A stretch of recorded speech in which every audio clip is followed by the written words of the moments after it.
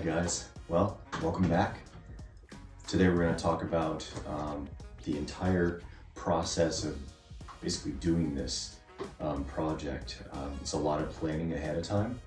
I had several people reach out to me and say that they were thinking of doing the same thing and they wanted some guidance on that. And I told them, you know what, I'll just make a video about what I'm doing and all the processes through. So this is by no means, you know, a tutorial on how to do all this. It's more so just a documentation of the process that I went through so that you guys can learn from my mistakes and come up with your own way. You know, I'm not saying that my way of doing this is the right way. I'm by no means an expert. So please don't take my advice as, you know, the standard of what it should be. There's always going to be something better out there. So just take that with a grain of salt. This is all just to have fun and to learn some new skill in the process. So let's deep dive in. So the first step in the process is just to kind of figure out what you're looking for. Let me get the glare off of there. There we go. So this is kind of one of my ideas that I had. I just kind of drew it up on my garage door here. Used it as a whiteboard essentially. But I knew what kind of motor I wanted. And this is the controller, or the handle controls, the charger, and each one of these has the dimensions all built into the whole thing, so you know exactly what kind of spaces you're working with, and then mock it up with cardboard or find a Tupperware container that's roughly the same size. You know, that will suffice for everything that you want to get into it. So this is just kind of going through the side of the battery box where I want my connections to be in, what they're going to be designated for.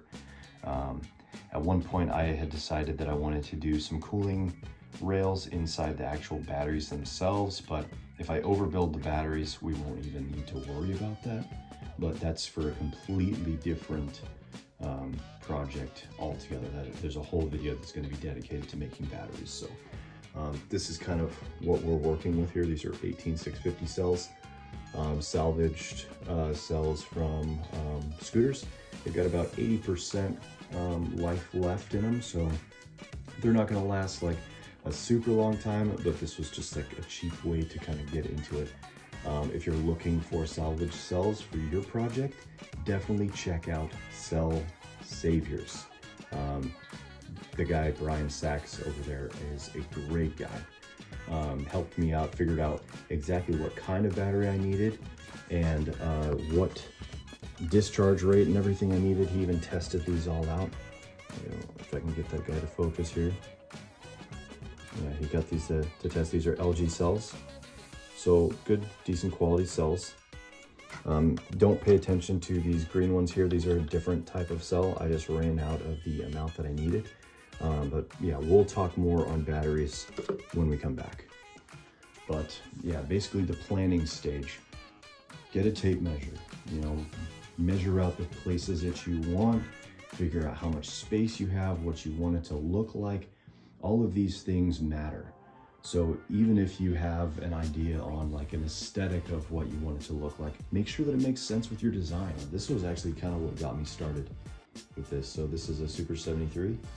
I purchased this bike just a couple years ago and been riding the crap out of it ever since. I turned this thing into dual-wheel drive. How I did that, I got a front wheel motor and a rear wheel motor. There are two controllers, and the controllers are linked together through the throttle. I've got a very high quality domino throttle up there, and that allows me to basically choose two-wheel drive at will.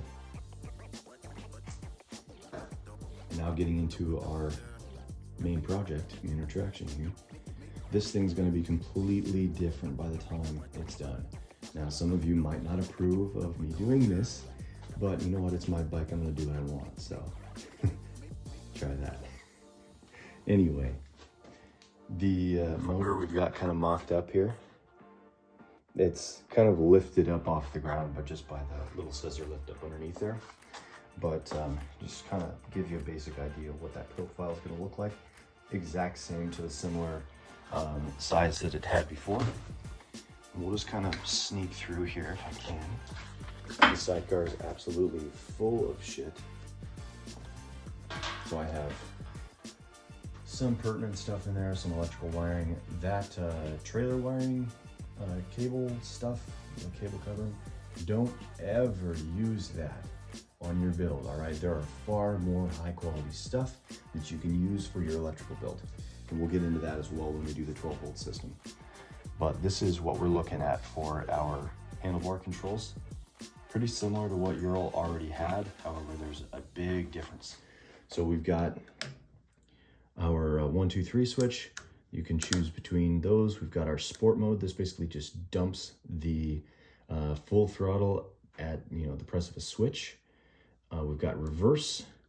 We've got our lights here. I'm going to designate these for the sidecar. This is going to be for my auxiliary lights that I'll have up front. And then on this side, we'll have the horn. And I'm going to put a train horn on this sucker because it doesn't make any noise. I better make some kind of noise in order to get people's attention. So that horn will be nice. And then park is actually what we're going to use to make the system go live.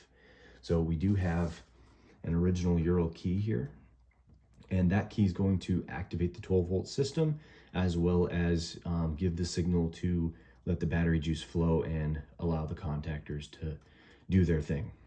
Yeah, this tank is still going to be a tank, still going to have a purpose. However, its purpose now, instead of holding fuel, is actually hold the charger.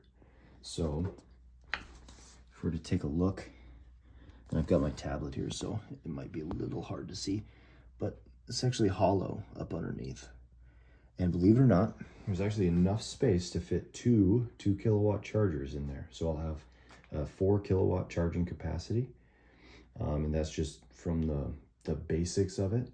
But my batteries and stuff are going to be way overbuilt, so they'll be able to accept fast charging. But basically, the motor's going to sit right in here. We're still going to utilize that drive shaft. However, I'm thinking about maybe doing a double cardian joint on there, so that it'll actually be able to sit up and down instead of having to be at an angle, which would make fabrication a lot easier. But we'll cross that bridge when we get to it. It is kind of hard finding, where's that? Finding those little tiny U-joints. So we'll see what we can do, but I'm not going to hold my breath.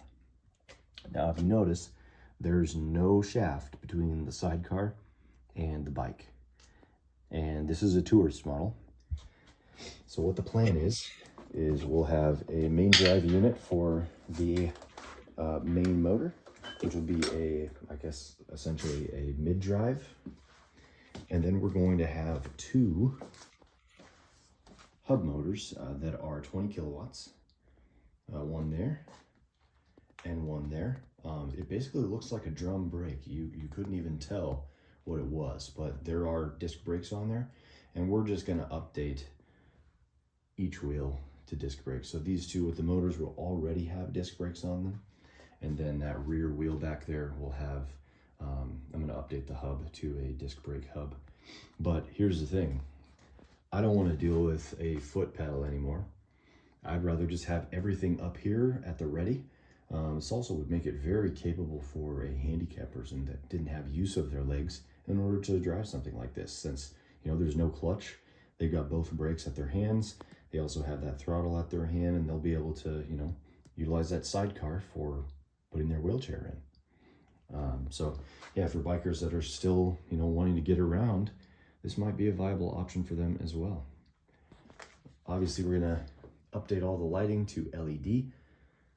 And I got a really, really sweet product coming called the M unit from Moto Gadget that I will be utilizing for all of my 12-volt stuff. It's here. It's finally